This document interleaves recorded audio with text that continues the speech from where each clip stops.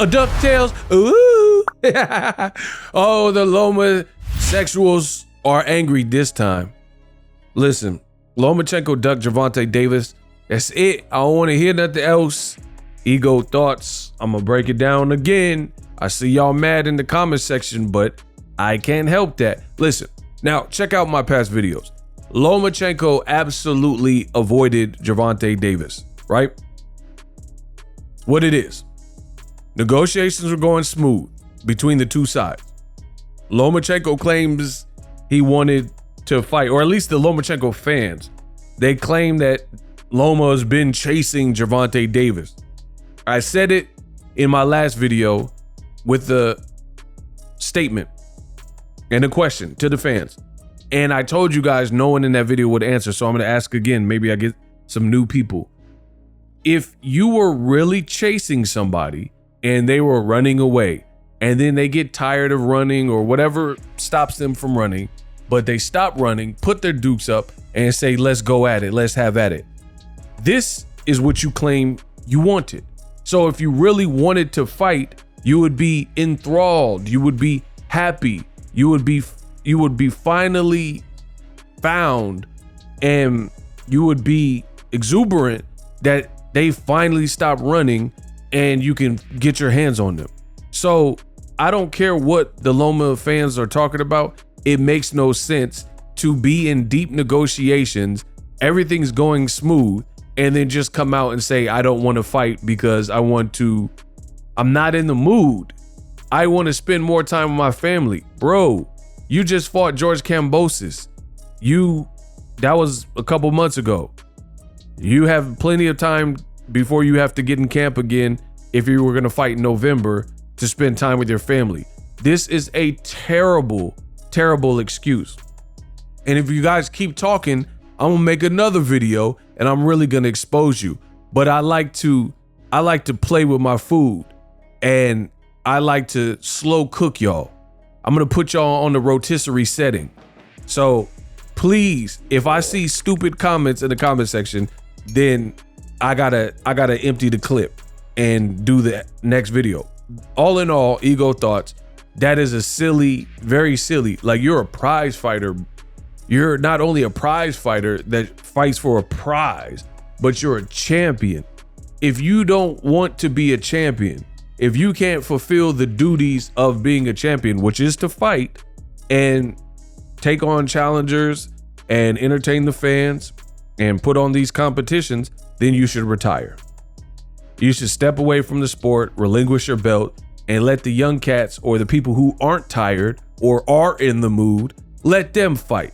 That's what I believe. So Lomachenko, I seen all the excuses under the sun. People are saying, oh, he's 36, he's 37. Bullshit, because Terrence Crawford is the same age. And guess what? He's moving up in weight, fighting a champion, Israel Madrimov. And try again. And he says he wants to fight Canelo. Now, I've already gave my opinion. I'm not really keen on the Canelo fight for the said reasons. But if he gets it, he gets it. More power to him. But at least he has these hopes of challenging, a big name and wanting a big check. Also, you have Lomachenko's own friend and countryman, Alexander Usyk. Alexander Usyk is that age too. He came up in the amateurs the same time as Lomachenko. So he's right around that same age, 36, 37. And he just fought Tyson Fury, who's massive and way bigger than him. And he's about to rematch him later this year. So Lomachenko virtually has no excuse. People, I've seen it all. Some people say, oh, he wants to spend time with his family. Bro, you were supposed to fight George Kambosos before when he was a champion. And then you said you needed time because you wanted to be with family and your country was at war. Now people are using the same excuse. Oh, he wants to spend time with his family because his country has war. That's unfortunate, but as a prize fighter, you still have obligations, right? You still want to make your name relevant and keep your name floating and not hold the belt hostage. If you have things that are more pressing, like Muhammad Ali, remember when he stood up for his convictions and he wasn't really fighting right then because he didn't believe in the war and the Vietnam and stuff like that. So he didn't fight in that given moment. So Lomachenko, retire. Lomachenko, go spend time with your country or whatever you need to do. But it doesn't, unfortunately, that's just the way of the world. Like, the world keeps turning, right? And I think Lomachenko, and the other thing is, he didn't even say nothing about no war. The fans are making excuses and saying, oh, it's because his country's at war. But then why did he sneak in a Kambosos fight?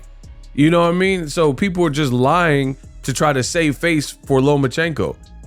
Okay, if your country has been at war since when you pulled out of the negotiations with Kambosos when he was a champion, but then you came back already and you fought Jermaine Ortiz, I believe, and you fought Devin Haney, and you fought Kambosos.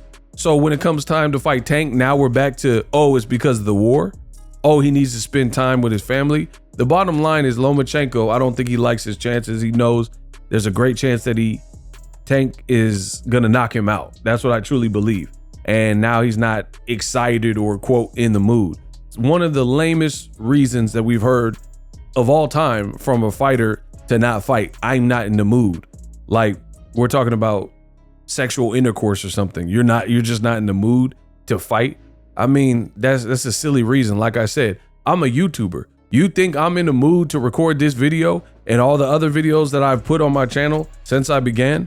Absolutely not. But this is my duty. This is what people have come to expect. And I'm the best in the business, and it's not even close. So with that being said, you do things that you don't really want to do, and you do them when you don't want to do them if you want to be great. So the Ring magazine was willing to put this title on the line. So you're incentivized there. Tank Davis is the face of boxing. So if you were able to beat him, that would solidify your resume. And then you can't motivate yourself with these things, and the fans want to see it. Plus you'll make a lot of money, probably a career high payday by fighting Tank, and it'll be a huge event, but you're not in the mood. I mean, again, this sounds like somebody who should really mull over the idea of retirement, because I've never heard of that. Somebody who, something that's already within the scope of what they said they wanted, it's in the same niche or genre that their regular job is. It's not like we're asking Lomachenko to be a physicist or, you know, do something, a painter or something that he might not enjoy. We're asking you to fight, which is what you've been doing since you were a kid, right? And you got 2 gold medals. Now all of a sudden, the guy who got 2 gold medals doesn't want to fight. So how come you didn't feel this way when the Olympics, they come around every 4 years, right? So how come you didn't have this urge? Because you can't control when when it's an Olympic year like this year in Paris, right? You can't control that. So what happens if you weren't in the mood to compete in the Olympics, but then you would have to wait 4 more years to get into the next Olympics? So coincidentally, Lomachenko was in the mood to go to 2 Olympics and, you know, fight all these other people like Rocky and, you know, just these people that we knew he could beat. But now, like, he don't want to fight when it comes to one of the biggest fights in boxing. Sounds pretty silly. And the Lomachenko man fans, they doing everything in their power to try to justify, oh, Tank Duck. When was Tank ever in deep negotiations with Lomachenko? I'll wait.